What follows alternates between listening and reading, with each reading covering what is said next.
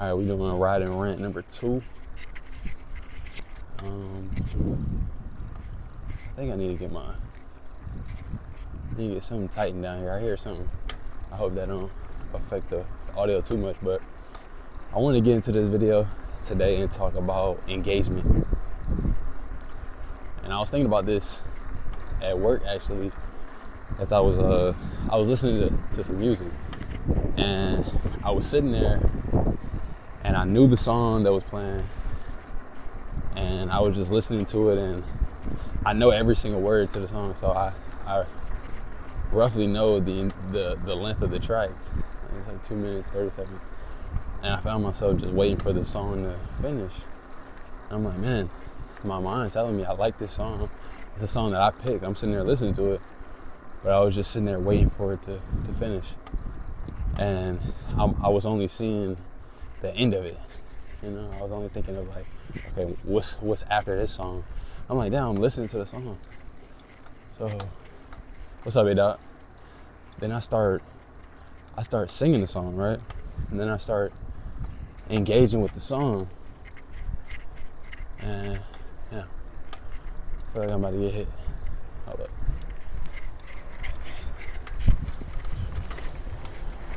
I started engaging with the song, and I just found myself really in tune and in a flow. I started just working better. I cut fruit, so I was just flowing. And while I'm doing this, I'm not thinking analytically of it like the way I have sat in reflection now for it's been a couple hours. I just caught myself really singing the song, and I stopped caring if like any of my coworkers heard me singing. I'm listening to like some R&B, and I was just in a flow, and I just felt so good. Sometimes like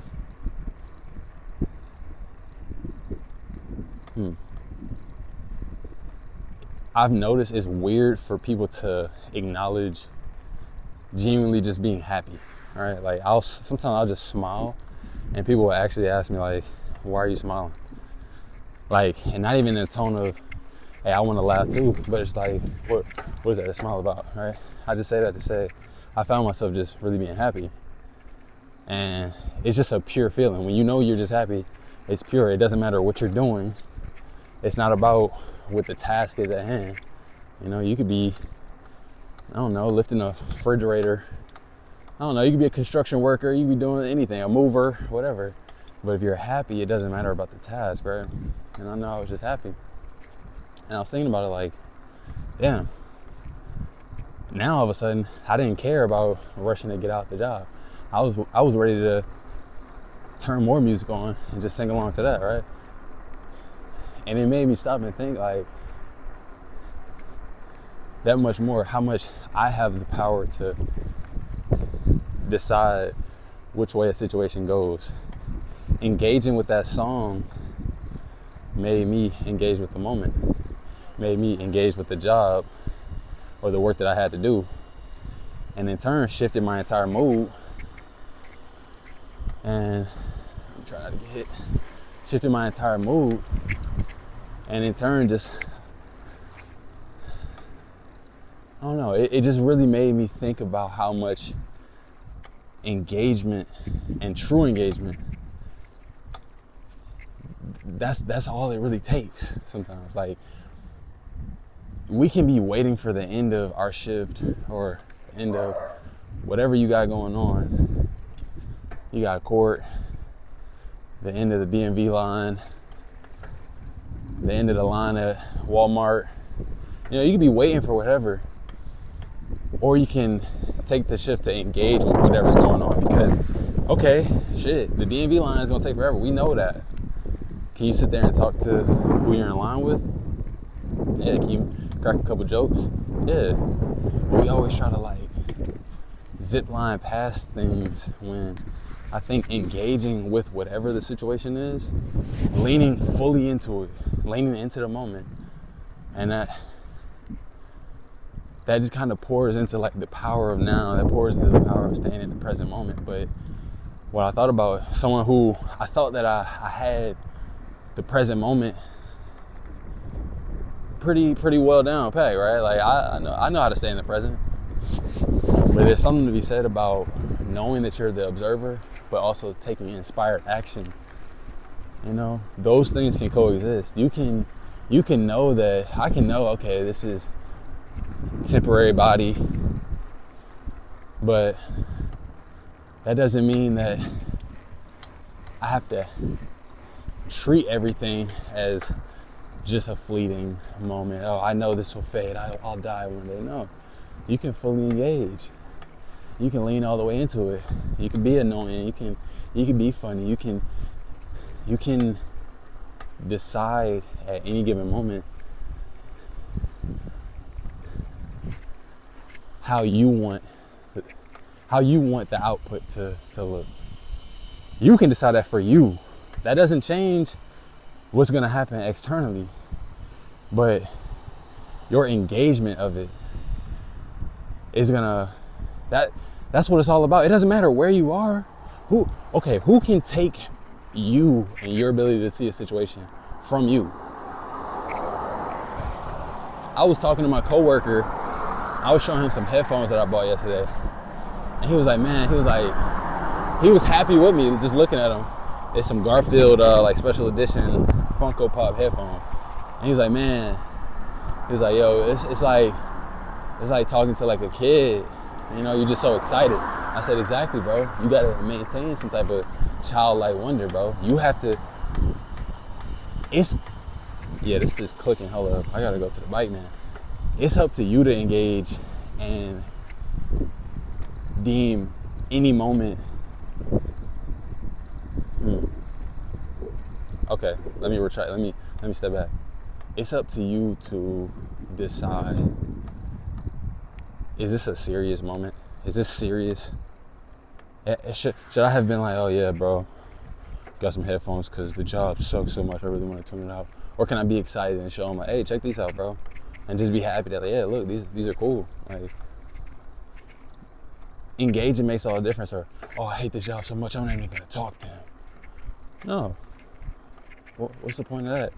And even just like, I think about, and that's why I love like what the channel will be, because my mind is scattered, so I'm just thinking of different things along that topic. But every person that I work with, like in the mornings, I get to work at like 6 o'clock.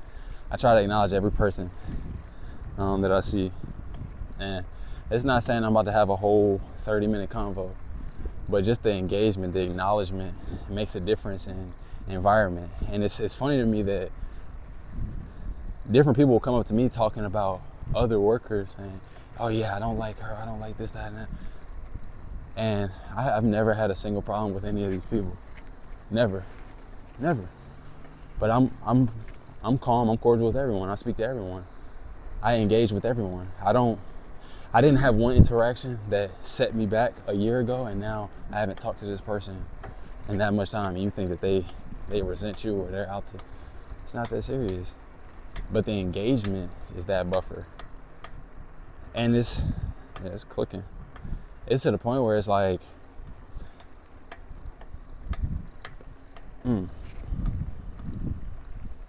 it's not going on. It's to the point where it's just like, I realize in every moment, even when people are almost, what's up, big dog, trying to be uncomfortable and trying to like sit in silence or make things awkward, or like, we're weird. We're weird.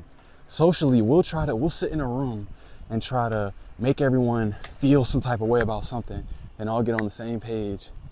And that has to be the tone. You know, if it's a sad moment, we all have a sad tone and it's supposed to stay there. No, you can engage and decide how that's about to go. Like, okay, if the topic is sad, okay, that's fine. But then you can engage beyond that. You can engage in the silence and decide in each moment the direction. You can change the direction completely. That's up to us to do. We wait for other people, and then we're like, we associate people that recognize how. I'm sorry. That's a lady worker.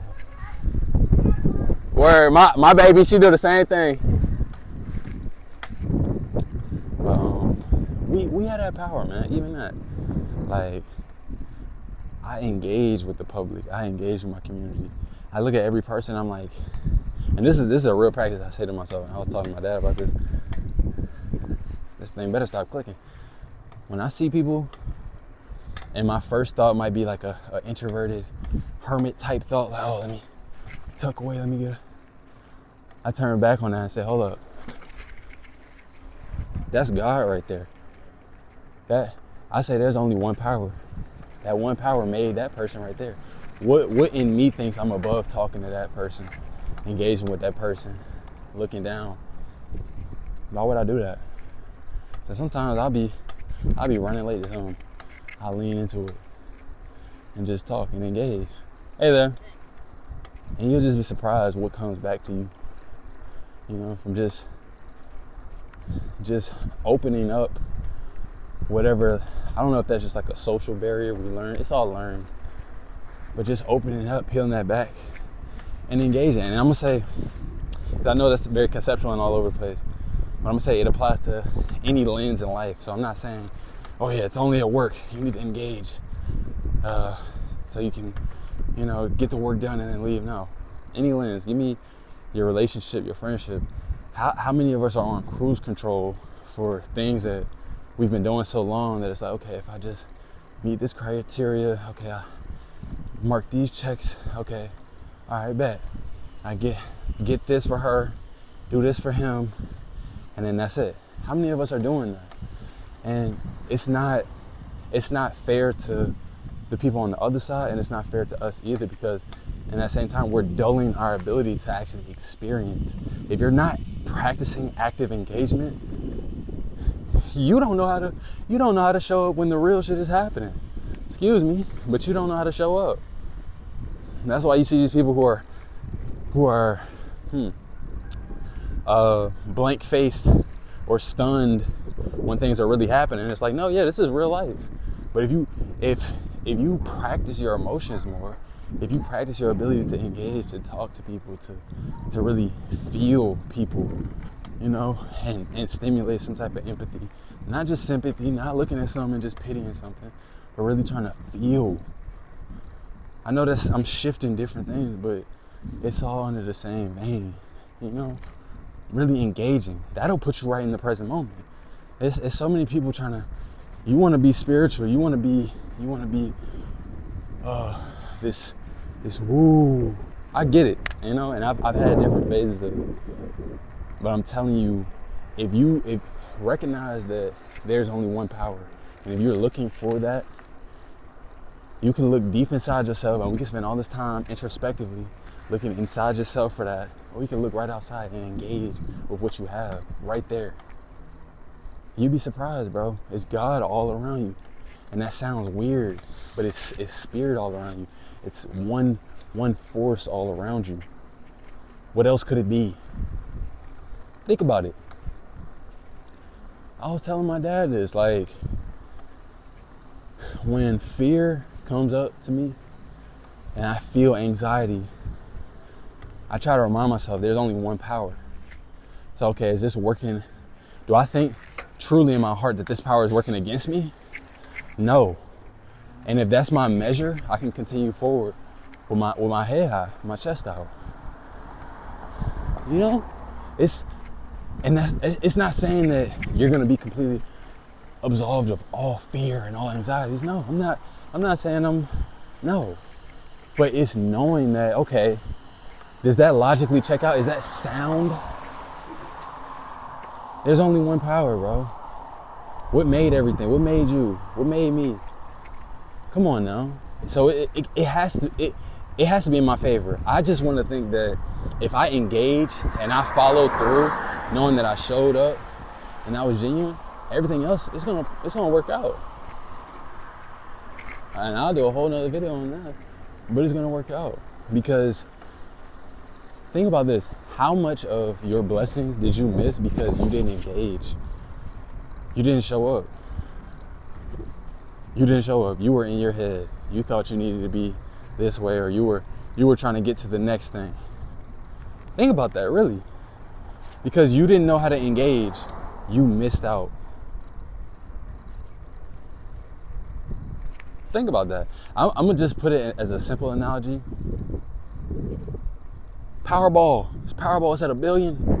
It's at $1 billion, right? And I know it's like, oh, don't gamble, this, that. Okay. Powerball's at $1 billion. Anybody could get it. Did you put a ticket? Did you buy a ticket? Because when it comes around and you see your next door neighbor won, it's like, oh man, how? There's no way we were so close. Did you engage? It showed up. Situations will show up every day. Every day we're in situations. There's no getting away around that.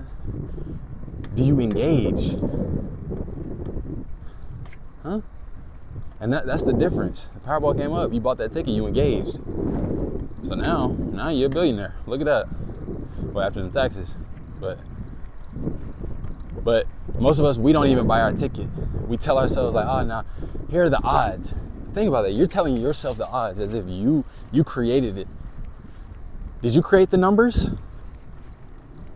Did you create the numbers? No. But we tell ourselves, oh, the odds of that are, okay, sure. Does somebody win? Yes. Okay. So it's like, it just shows you how our thinking, when we're on auto for so long, auto decisions, auto emotions, all these things, we miss out on the living, actually, because we're not ready for it.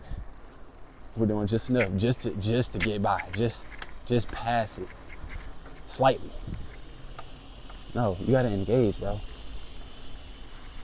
I had notes for this, but I just kind of let that rip. I'm about to see what I did have though.